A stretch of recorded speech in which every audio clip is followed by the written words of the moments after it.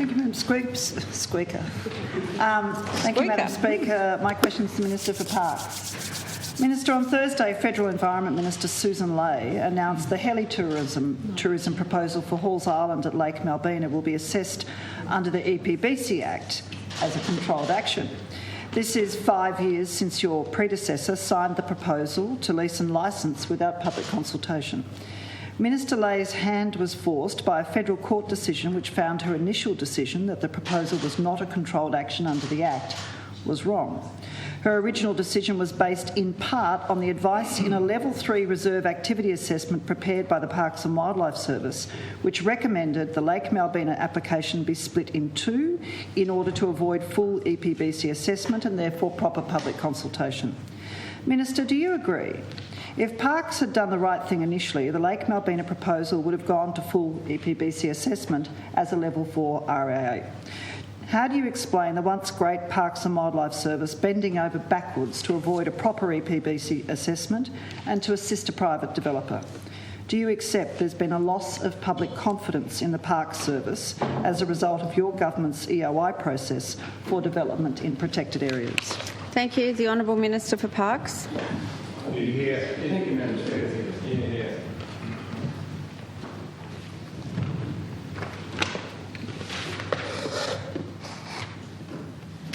Thank you, Madam Speaker, and I thank the honourable member, the Leader of the Greens, for her question. And I do note that the Halls Island Lake Malbena proposal has been called in for further assessment by the Commonwealth, and I am also aware that the proponent has welcomed that news and is ready to go and have their proposal assessed yet again at another level because they believe that they can make it work. They believe it's a good proposal, Madam Speaker.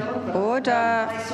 Madam Speaker, they believe it's a good proposal and they believe that it's possible for them to operate their business model in a World Heritage area in a way that protects the values for which that area is being managed, Madam Speaker. And I say to them, good on you. Ms. Good on you for having the confidence. Ms. O'Connor. Good on you for having the confidence that you can make this project work and sustain the natural values of that area and be a truly sustainable business operation, Madam Speaker. That's what we should all be aiming to do, and that should be cheered by the Greens, who promote sustainable development, Madam Speaker. In relation to the assertion that the department has somehow done the wrong thing in terms of the two-phase assessment. The claims that the assessment was split to make it easier on the proponent are entirely false.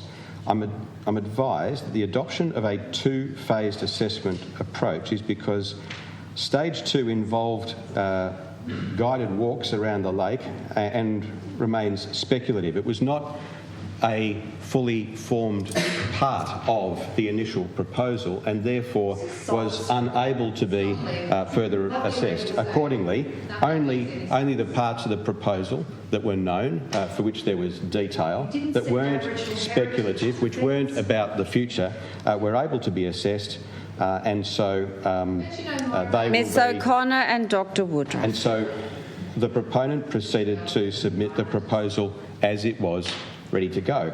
Any further stages, Madam Speaker, that are contemplated or proposed at a later date will be subject of a separate assessment process, Madam Speaker, so that they can be given the opportunity to present the detail, and it can be assessed against the management plan and all relevant environmental regulation will apply, Madam Speaker.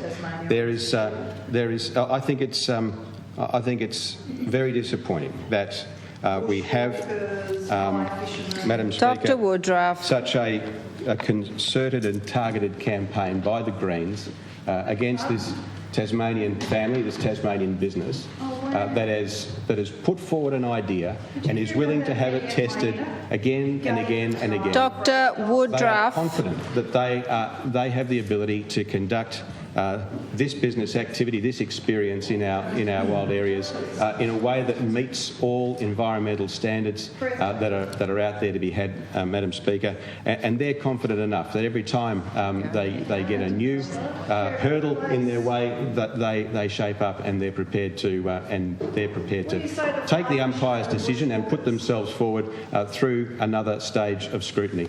And I take my hat off to them for their belief. Dr. Woodruff, sorry, Dr. Point of Woodruff. clarification, Madam Speaker. To run a Yes. business in Tasmania according. No, and I apologise profusely, but your colleague has been constantly interjecting, and I've made a mistake. You called 3 points of calling me to order 3 times. It wasn't anything to do with me. No, okay. So if I've given you 3 warnings, which you didn't deserve, clearly they were meant for your colleague. So that'll be the last warning for your colleague. Madam Speaker, on that clarification, I didn't hear any warnings at all. There were no warnings, Madam Speaker. No, there were no warnings, but there were 3 interjections by your party. I'm sorry I used your name, right? That is very clear.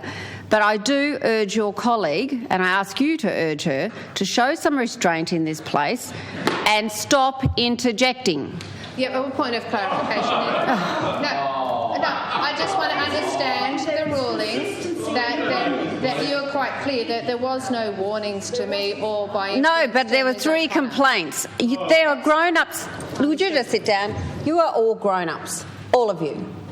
So to stand there bickering and arguing about whether or not you've been warned, you've been asked politely to stop interjecting. And clearly you're not capable of accepting that, so they will be reclassified as warnings. You are not in trouble, Dr. Woodruff. I urge you, sit down. I'm on my feet. Classify retrospectively warnings. I don't care what you think. You just sit there and listen to me speak. You have been thoroughly rude all morning. I am turning a blind eye to most of your stuff, but I'm asking you now to hear the Minister out in silence. Well, otherwise, what?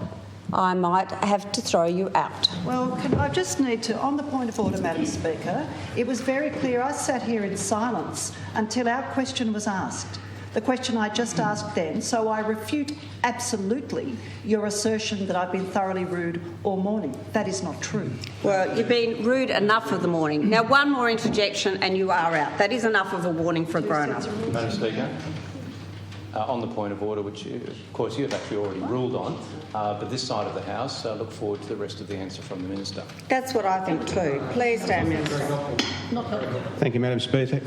Madam Speaker, I have nothing further to add. Excellent.